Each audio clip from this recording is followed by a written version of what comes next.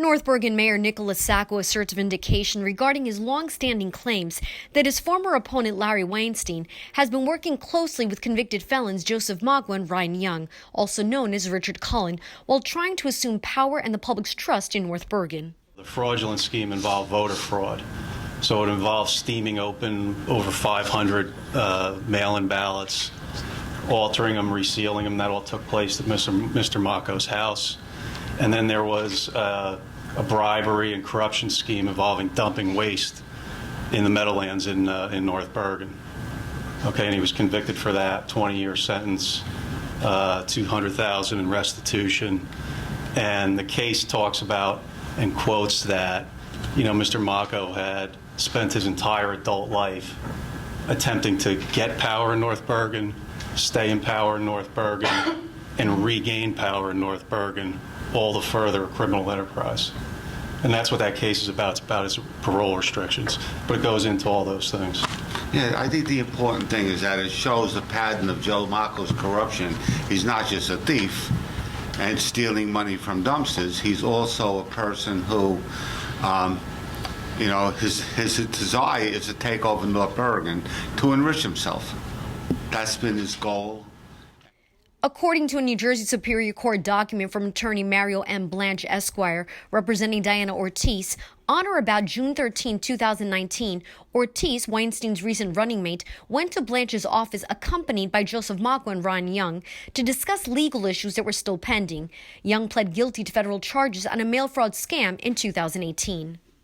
But we have an interesting third party, Ryan Young, who we didn't know. So we looked up Ryan Young and found out he's a person who goes around saying that he's Joe Mocco's nephew. He says that. I don't know any relationship in there, but he makes that kind of statement. But the fact is that he's a hardcore criminal.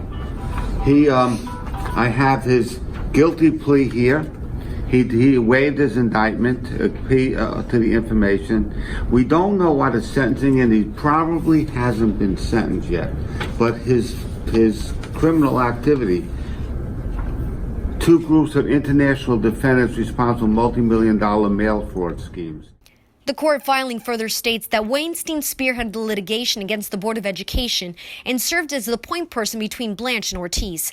In Blanch's opinion, the lawsuit against the Township's Board of Education that has halted the Township's high school expansion project should be dismissed since the election is over and Wainstein was not elected. Well, we had a referendum, and what we wanted to do is we wanted to be able to bond for money. So what we can do is we can purchase the old high-tech high school and make it into our school campus west, and we wanted to realign the school district. That bond referendum went off in December. There are a number of people that sued the school district to say that the referendum should not happen, and there were a couple of different reasons why. One of them was that the question was too hard for people to read. That right now is still pending litigation.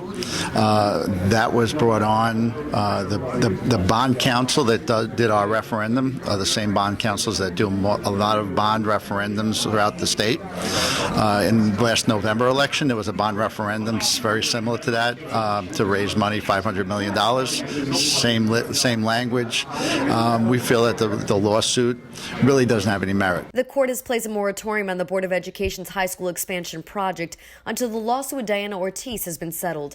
Larry Wainstein was unable to be reached for comment. Reporting for Hudson TV, this is Mabel Aragon.